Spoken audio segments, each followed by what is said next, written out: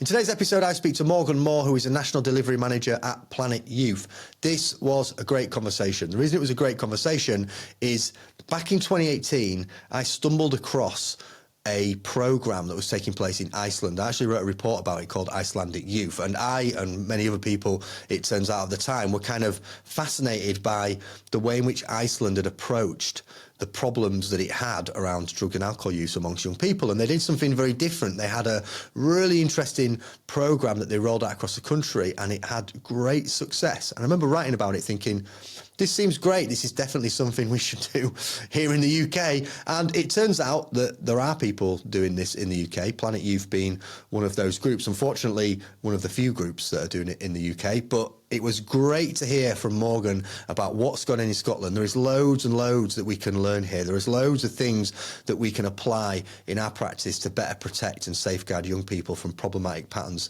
of behaviour when it comes to drugs and alcohol. So I hope you enjoyed this conversation. Morgan's great. I really enjoyed the chat. And if you want more drug education, information, education like this, like and subscribe to the channel, and do check out the Drug Education Forum. Our link is in the description below. We host completely free events that you can attend online and learn from people who are on the front lines and researchers helping prevent problematic relationships with drugs and delivering systems of drug education. So anyway, enough from me. Over to Morgan. I hope you enjoyed the conversation. Morgan, thanks for joining me. So in 2018, I remember writing a report called Icelandic Youth, which talked about this model that had been developed and rolled out in Iceland to address pretty high levels of alcohol use and drug use in the country, like statistically way higher than other countries. And I wrote this report, I remember thinking, this seems like a really cool model. Like, this is definitely something that should be rolled out and looked at further, because it seemed to be something that lifted the lid a little bit on the reasons as to why someone would use drugs problematically. And at the time when I was writing about it in 2018, it felt quite groundbreaking in a sense, because there's not many models that I'd heard about it before. You are working on a project in Scotland that uses the theory around this model, right? So I'd love to hear from you what it is you're doing in Scotland, how it relates to the Icelandic Youth Model, and then from that we'll get into some detail as to what's good about the model, what's working well, what are some of the limitations, and kind of go from there. So yeah, I'd love to kind of hear about what you're doing.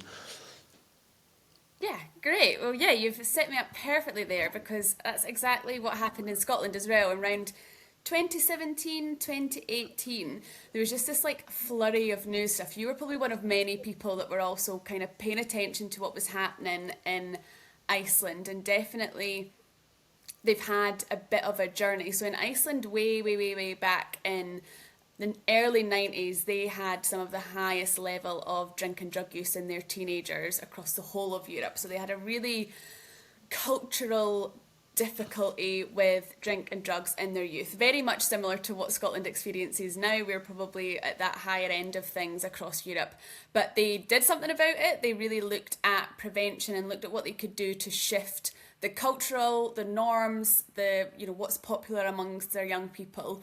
And basically around 2017, 2018, they realised that what had happened is they could see from the trends that the drug and alcohol use in their teenagers had steadily declined over about 10 years. Things slowly but surely came down. And then about 15 to 20 years, things remained really low. So they looked at this and thought, we've done something right here. We've managed to do something. Let's have a look back and see what it is. So what they did is they looked back at their Icelandic prevention model. And that is the thing that all of the research was done about. That is the thing that all of these articles came out. There's really interesting headlines. If you look back 2017, 2018, it's really ground-hitting headlines about Iceland have won the war on drugs, and Iceland know how to stop teen substance use, and no one in the world is listening. But as you know, because you were researching it, there was lots of us that were listening and lots of us that were paying attention. But essentially what Iceland did is they looked back and they were able to see what they did, and what they did, they turned into a sort of 10-step model, an approach to prevention that they then sort of packaged up into this thing called Planet Youth, which is then what there are, I believe, over 30 countries in the world now looking at and adopting to their own systems and structures. So what Iceland did is they've got this 10-step model. I won't go through each of the 10 steps, but in a bit of a nutshell, your first few steps are all about gathering the right people, gathering people that care about young people, whether that is decision makers, community members, business owners, professional, whoever it might be, getting them all together, understanding prevention, understanding the need in their local area. Then the next step is that you gather data. So you survey your 15-year-olds, your current 15-year-olds, to find out things about their attitudes, their beliefs, their behaviours. What I think is really interesting about the data collection is that the stuff that comes from the data collection, the numbers is the least interesting thing, because the numbers are sort of the stuff that we already know. X amount of young people are doing these risk-taking behaviours and these types of things. The questions that we ask allow us to then analyse and look at, okay, out of those young people taking part in these risk-taking behaviours, whatever that might be, from antisocial behaviour, drug use, self-harm, whatever it is, we can also then see what else is true about their life and start to build a picture of, okay, so what are the risk factors and what are the protective factors against these health-harming outcomes. So you get the data, you then get that data, you disseminate it, you work out what the key messages are, you put it back out to your communities, back out to young people, and then you can start to map what do we need to do next. What are the protective factors we need to increase? What are the risk factors we need to reduce? And you co-produce that with your communities. You get your communities to agree what needs to happen, because I guess, maybe jumping ahead of the gun of our conversation here, but what we know is that each community has a very different set of challenges, and communities know those challenges best. So it's not that, one community 20 minutes down the road from another community might get the same sort of data, same sort of risk and protective factors, but the actions that they need to take to address that with their young people could be completely different based on the poverty level, the history of the community, the resource available, what they know would work, what they've tried before and hasn't worked.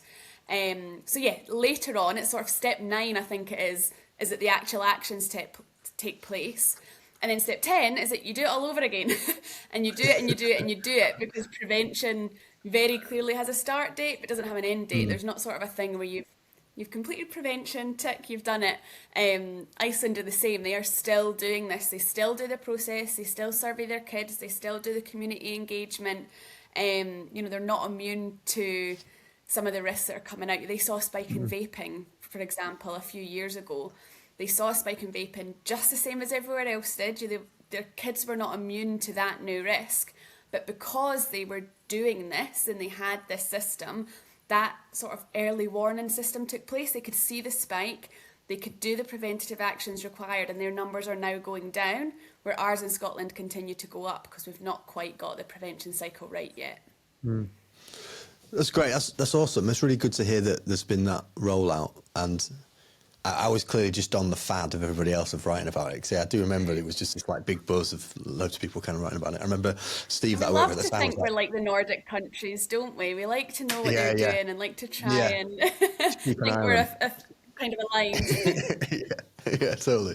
So it's basically this process then of kind of like collecting the information at a local level, and then analysing the data and the information with relevance to that community, speaking to the community, and then implementing things at the back end to address the issues that have been raised at the front end.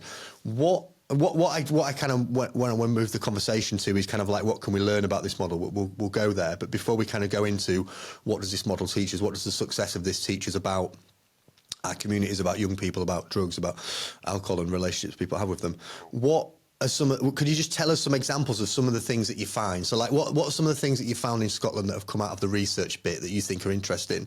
And how does that then translate to actions? What does that kind of look like? Yeah, it's really interesting. I think we see one of the biggest things that I think comes out that we're really keen to share with people with the balance of trying to not put pressure on any one person. The whole point of Planet Youth is that everyone has a part to play. This is about us as adults and as communities doing things. And we look at the sort of 4 core domains of a child's life, which would be school, so their education, looking at their home and their family life, looking at how they interact with their leisure time, so that's sort of that community out of your school time, what they're doing there, and also peers. 2 of the big things that always consistently come out is young people's understanding of what they think their peers are doing has a massive impact on what they are actually doing. So you see a huge influx of young people that think their peers are drinking, also drinking, even though actually the amount that say they think all of their peers are drinking does not reflect how many actually are. So there's a disconnect there. The other thing that's really, really interesting is about parental influence. And I think there's this thing that kind of happens sometimes where young children become teenagers and parents can quite often feel disempowered and feel like, well, my kids don't care what I've got to say anymore. They care about their Yeah. friends, they're at school, they're out all the time, and what I say doesn't really make much of a difference. Our data tells us completely opposite, in that parents' attitudes to things like drinking, vaping, even things like schoolwork have a direct impact to the behaviours that their kids go on to do.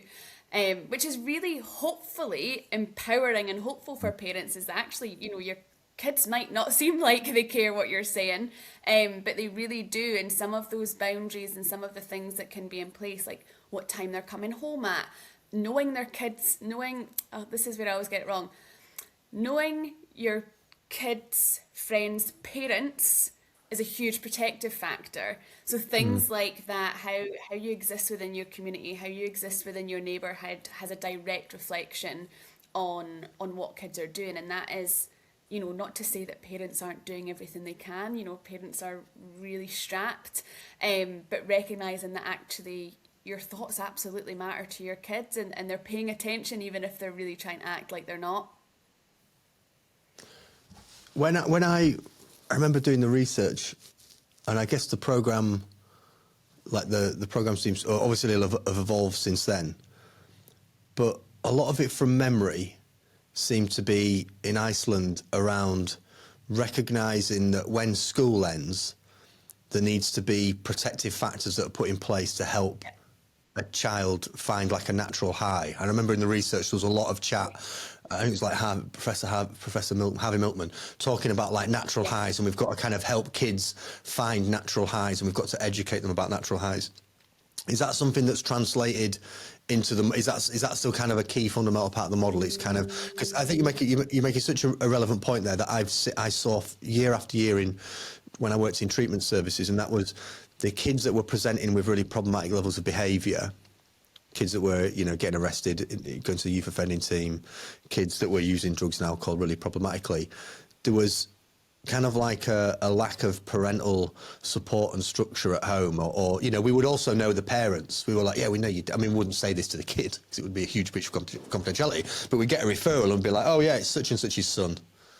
Yeah, we know them. We've known them forever. We've known them for ages. And it was that kind of like, the kid was seeing the parent behave in a particular way and handle emotions through alcohol, through drugs, and then lo and behold, they're doing exactly the same thing. So that feels like a really fundamental issue that we need to raise awareness of. But also there was something else in the model that, again, I saw in treatment, which was like people use drugs to escape and kids use drugs to escape. So therefore, let's help them escape, but in a way that's not problematic. Is that still something that there's a lot of? Is that fair?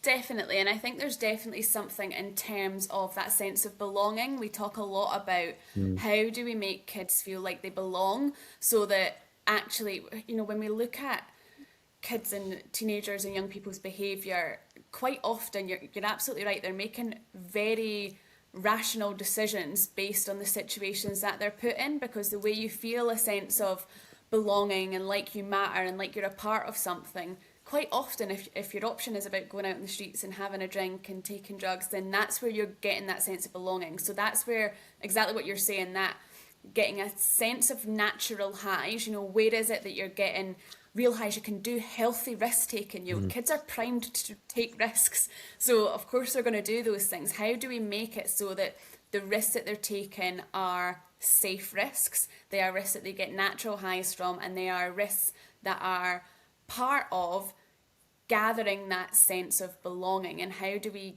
get them to feel like that? Because you can see where in Iceland they did a lot about that, about sports and taking part in activities outside of school, what we need to be clear about is, it's not so much the sports per se, it's the sense of belonging. So that could be from a youth hub, that could be a youth organisation, it could be the Scouts, it could be an art class, a drama class, whatever it is that you feel like you belong, you are therefore less likely to take part in these other risk-taking behaviours. Your self-esteem is likely to be higher, your risk of poor mental health, your engagement with school increases. All of these really positive things happen when kids have that sense of belonging.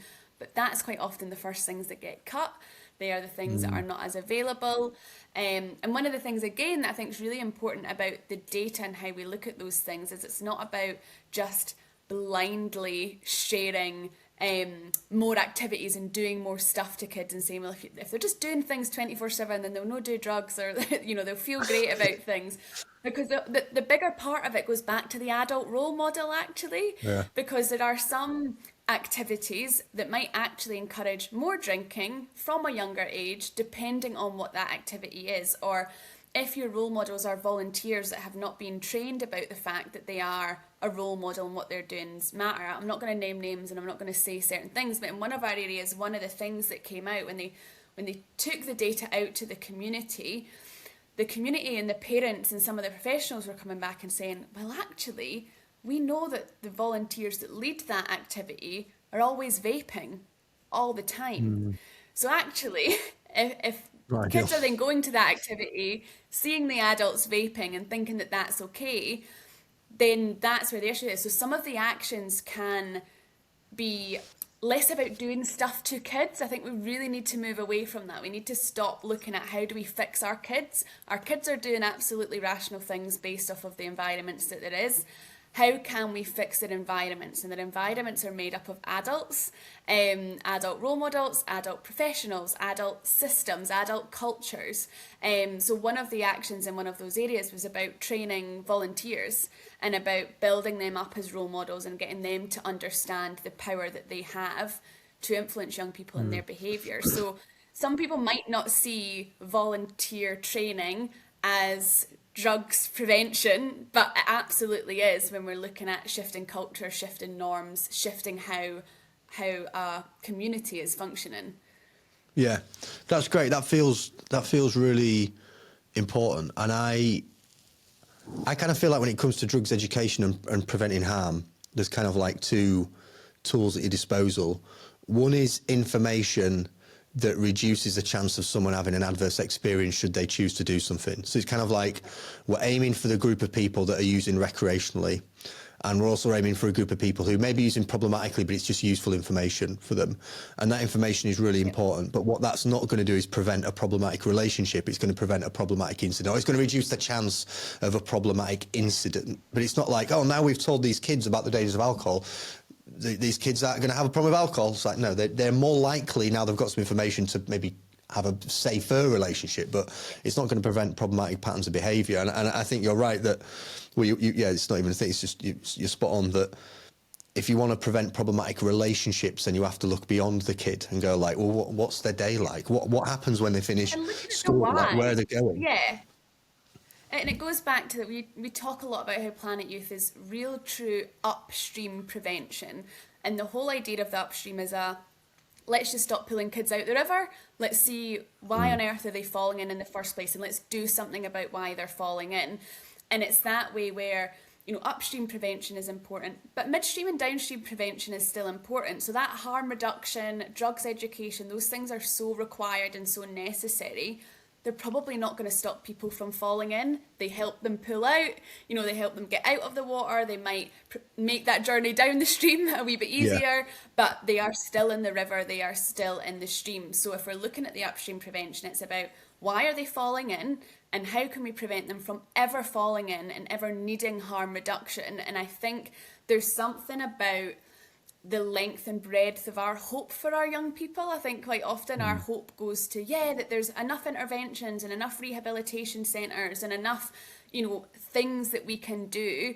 Whereas actually the real win would be that we don't need to do harm reduction because people are not taking part in those activities. That might seem a bit crazy, right? But I think we need, if we're going to think about real blue sky thinking and what we don't want these services. I do want more hospitals and more rehabilitation centres and more, we want less of those things because less people are needing them. Yeah. So there's definitely something about the why and why people are falling in and what we can do to stop them from ever falling in, and recognizing that those things, you know, drugs and alcohol is the focus of a lot of Planet Youth, and for a lot of our partners it's one of the vaping actually is really one of the core reasons why people got involved in this in Scotland.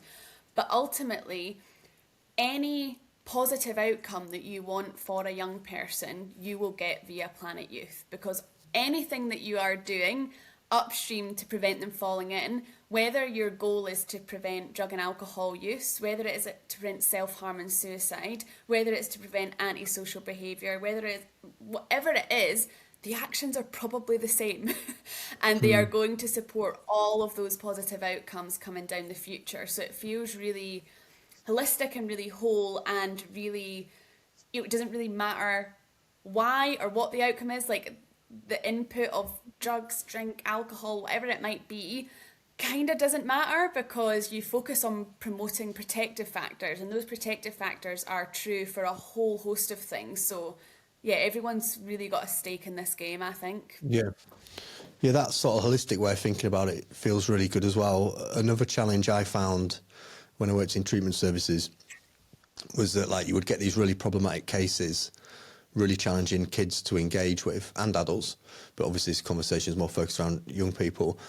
And you felt like there was very few people that were involved in helping that young person. Like, it was just it wasn't like a very holistic wraparound way of working. Agencies were very disjointed. There was always issues around confidentiality and information sharing and what the kid wanted to share, what you could, and you just ended up being a very kind of clunky system by which you could see the kid was having lots of interventions from lots of people, but it was almost like on the kid to sort it out. It was like, well, you're coming and talking to us and we're giving you all this information, so, you know, now off you go and sort it out, rather than it being much more of a holistic wraparound approach. And I think you're right as well, that we do need both those. Like, the stream analogy is good, isn't it?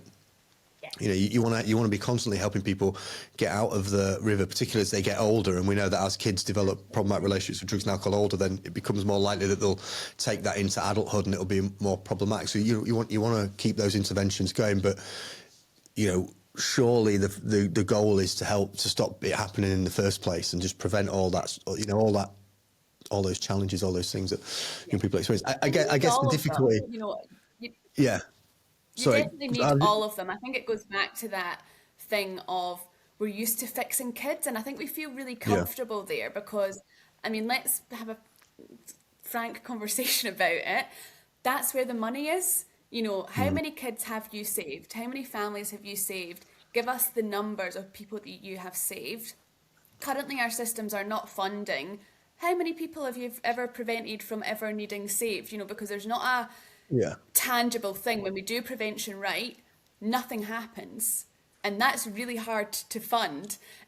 So yeah, we're used to living in the save. And it can be really uncomfortable, I think, to think about how do we prevent people from needing saved? And I think acknowledging that all of them are needed, because you're right, we need to keep pulling people out of the river because they're continuing to fall in. But I don't think there's not enough effort being put into the stopping people from ever falling in. No, I agree 100%. And that is the forever battle with it, though, because I used to, you know, when I was a manager in treatment service, you used to be involved in lots of conversations and engagement with commissioners who would commission, you know, they'd be responsible for commissioning all the drug and alcohol services in the area. And it was just this huge numbers game.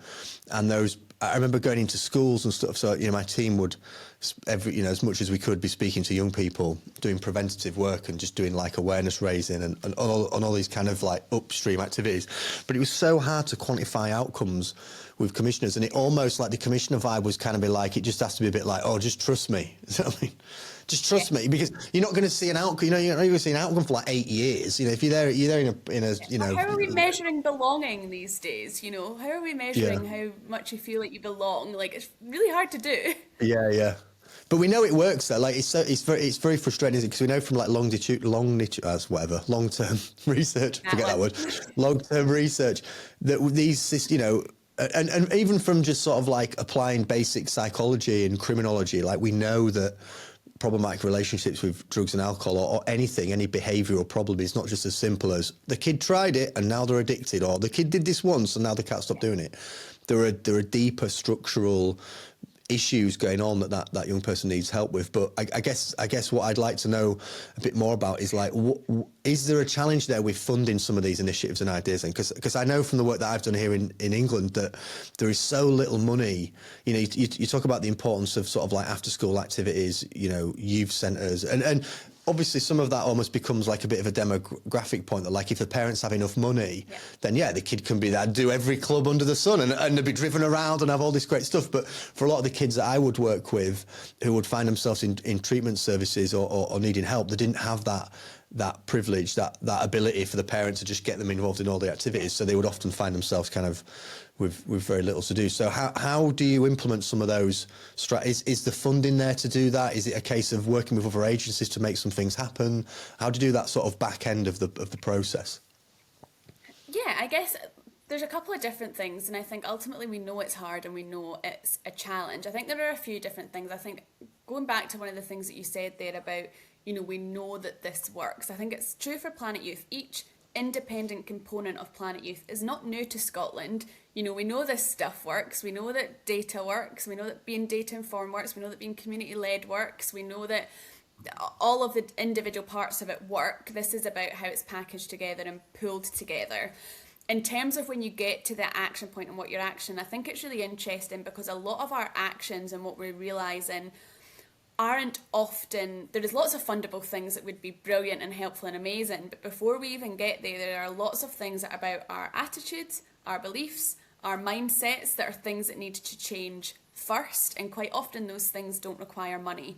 Those things require some time, some space, some difficult conversations, talking about being upstream, talking about what do we mean about prevention, how are we aligning our existing resource to link with that. One of the things I would also say is sometimes this isn't about new money. You know, yes, it would be great if we would get loads of new money and we can put on all the youth clubs that we would ever want and every kid had access to everything that they needed. Of course, that would solve a lot of things. But what we also know is if you chuck money at things, you can decline the numbers as much as you want, but they won't stay down there because the money will dry up and run out. And what we know from what they did in Iceland is it was slowly but surely they shifted the tide and it has remained down because they didn't rush to put all of those sticking plasters on. It's that time to change. What one sort of success story I would love to share is about repurposing existing money and not shifting it. So in one of our areas, there is an amount of money that they get every year and it focuses on feeding families over the summer holidays. Now that is so important and that is something that you would not want to take away from families. And I think people struggle with that as they think of, well, if you're funding that, you're going to have to take it from somewhere else. So what they were able to do, and it was really bold, it was really brave, but they're really pushing Planet Youth forward and they've been having the right conversations about prevention and about what's needed and about how the data can inform our decisions with some of the right people. And they have said, okay, we've got this money that we give you to feed families. Can you still feed families this year, but can you have an element of family learning that is supporting these families understanding some of the data and the insights and the risks and protective factors? So no new resource, no new money, but they have rejigged something that was already happening to be more purposeful, have a more long-lasting impact, is sustainable, because this money now will continue to feed families, but while families come and get fed, they are also getting some insights on risk and protective factors. They're getting some family learning about maybe how to have difficult conversations at home, how to address certain issues, and those things are then going to last that family well after they've come for their lunch a couple of times over the summer. So two things are true. Yes, there is not enough money getting pumped into prevention. 100%, it would be better if there was more. The second thing that's absolutely true is that there is existing money that we could reutilise and repurpose using the insights from what we know about prevention and what we know from the Planet Youth data. And I think we're starting to see some evidence of areas that are starting to do that. And I think that one is a really good example of this isn't about taking away, but adjusting, adapting, elevating existing incredible work. Yeah, that's good. So it's not just kind of like this community needs this much money, let's just throw money at it. It's more try to better understand what is going on in communities to give advice and direction or make subtle changes or maybe less subtle changes to certain schemes and things that are going on to increase an outcome. Definitely. All based upon data that's gathered further down the process. Have I got that right? Yeah, definitely. And I mean, there's so many examples we have. You know, we've got other areas where there's youth groups that they've what they've done is they've reshifted their what's it called, referral process. So, you know, previously parents had nothing to do with the referral process, and there was loads of pros to that, but there were massive cons when they were then doing this Planet Youth work and they're trying to get families like, we didn't know the parents, we didn't talk to them, got no idea where they are. So they've shifted their referral process to engage parents from the get-go, and they've seen huge returns on that, and parents being involved in the design of things, coming along to sessions that they wouldn't have before. So again, they didn't need any money to do that. They needed a new way of thinking to think about doing that a bit differently. So I guess I don't want to say that we don't need money, because we do. You know, there are lots of things that are only able to happen because there are people funded to do it and there is resource given to them. But I think we can think a bit creatively about what already exists as well. Yeah, I like that. I think both things are needed out there. I imagine it's the same in Scotland as it has been in my experience of working around the north of England.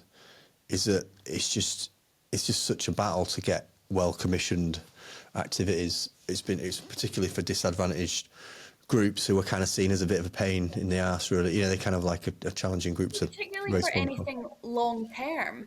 You know, my whole career I've worked in the third sector, and it is a battle of, you know, you get a service set up and you've told everyone about it and you're getting referrals, and then you've got waiting lists because it's so needed and everything's happening. And then the service doesn't exist 2 years later because the funding's Yeah, cut or yeah, changed or shifted. And it's, you know, communities get used to having this resource and they're getting something from it, and then it's cut. So there's definitely a cycle there that is not good enough and that needs to be shifted. But I do think it's very easy to get bogged down in that, and it's very easy to become hopeless. You know, if we sit there, it would be easy to just say, well, what's the point? Nothing's ever yeah. going to work. We're never funded enough. We don't have enough money. We don't have enough resource. And I think some of those other stories around tweaking existing things are quite hopeful. And it's a way of showing people there's a way to do things differently and creatively. And should we have to do that? No, we should be funded to do what needs to be done. But can we do it? Absolutely. So, Morgan, what can this model tell us and teach us about young people's relationships with drugs and alcohol? Because obviously the focus of the Drug Education Forum is to help professionals who work with young people up and down the country and to better equip them with information to safeguard and protect young people from problematic drug and alcohol use. So what can they hear? What can we learn from the model? I think there are several things. I think one is some of the things that we've already discussed around, we can't underestimate that sense of belonging, that opportunity for natural highs, that recognition of young people are doing very logical things based off of the situations they're in. If you don't feel like you have a sense of belonging, you don't know where to go, you're a teenager, prime for risk, prime for reward, you're in those situations where actually your brain isn't fully developed to make always the most logical, safe decisions. How can we work with that rather than working against it? And I think we've talked about some of those things already. I also think there is a partially hopeful story to be told here. So we've just done our third round of surveys with young people, and they're done every 2 years. So this is roughly 5 years that we're talking about. And what we are seeing is a decline in alcohol use and drug use and cannabis use and smoking and vaping. So all of those areas we are seeing trend downward. And we have just had a bit of statistical significance on that, so it is significantly moving down. Now, we can't say that that is because of Planet Youth, but we can say we know it because we're tracking it and we're trending it, so we can see that those things are shifting. But that could be a whole host of reasons in terms of global shifts, post-COVID, attitudes to all of those behaviours that our young people are displaying. One thing that I want to share as well that I did talk a little bit about earlier is that idea about peer influence. Peer influence is huge, parental influence is huge, and feeling like you have someone at school that believes in you is also really huge. So these are all factors that we have some ability to do something about. And I think it goes back to that, let's stop trying to fix our kids and let's fix their environment and how they're growing up. And that can be uncomfortable because that might mean doing things in and around 8-year-olds, 7-year-olds, 6-year-olds, kids that aren't born yet, parents to be. What is it that we're doing around them that is going to make it very easy to choose something that's not drugs or alcohol when they get to the inevitable point where there is a decision to be made? And I think what we can learn from Iceland, it goes back to the process. We can't copy and paste the actions that they did, what they have available, their population size, all of these different things are very different. But what we can copy is the process. And the process gives communities that ability to take action. And I think, again, what's important is that those community actions need to and should look different. You know, we had one area talking to us about, they had a really big thing about how can they improve the parent-school relationship, recognising how important that is as a protective factor for young people, recognising how difficult that is. And there's about 3 schools, all drivable distance from each other, you know each other, work well together, etc. 2 of the schools were like, we'll do more bingo nights. The parents love a bingo night. It means we'll get them in the hall. We can talk to them about other stuff while they're there, but a bingo night will get them, no bother. 3rd school, nah, our parents would never come to a bingo night. So those community differences and that community knowledge is far more important than the data. The data cannot tell you what to do. It can just influence some of what you already know and sort of point you in a direction of the protective factor. So the protective factor was improved parent-school relationships. The action and how you deliver on that has to look completely different in each area based on where you're at. You know, one of our areas is Dundee, a really built up city, versus the Highlands or Argyll and Bute that's dealing with real rural challenges that would, you know, Dundee would really struggle to understand. So the protective factors and what you're aiming towards can be the same. The actual actions need to be very different, and that also means we can't copy and paste what Iceland did. Iceland did brilliant stuff, and maybe some of our things might be similar, but we can't just copy and paste it. What we're doing is an approach, it's a model, it's not the things. But yeah, I don't think I answered your question maybe I did. Yeah, no, it was a great answer to the question. I think that is so relevant, isn't it? Because when even if you were to apply this sort of thinking to just, you know, drugs education, harm reduction, it's so important to understand communities and what people are doing amongst their peers. It's no good to just be like, right, this is how people use this drug, or this is how people do that. Let's just go out and educate people on that thing, because you'll come to towns and cities and communities really not very far away from each other, where it's just completely different relationship with a substance, or completely different relationship with you know, the way in which it's used. And quite often what we know, and it goes back to the drugs education is so important. Lots of our kids could tell me more about drugs that are going about right now than I could tell them, to be perfectly honest with you. The difficulty we have is that kids know the risk of taking drugs, but they don't care. They are doing it anyway, and that's the problem. Why don't they care? What can we do to build their self-esteem, their self-worth, the value of life, the value of what they have to bring to the world, their sense of belonging, their sense of meaning, their sense of self? Those are the things that are going to prevent them from those risk-taking behaviours, whatever they might be. Because as I said, drugs and alcohol I know is important to this audience, but it's true for any outcome. Attendance, self-harm, positive peer relationship, you know, anything, it is the same thing. And I think it goes back to, yeah, we've got a real issue when our young people know the risks and they're going to do it anyway, because they're not valuing themselves, their life, their meaning, all of those things, their sense of self. So I think the more that we can do to promote that from an earlier age, make it normal, make it consistent from a young age, have those risk-taking opportunities in healthy ways, whether that's from a sports club, from a youth hub, with your peers, at home with your family. Where are the ways that they're getting healthy risk opportunities? That sense of belonging, that sense of meaning, it seems like a no-brainer that you would start to see drugs and alcohol declining. Yeah, no, 100%.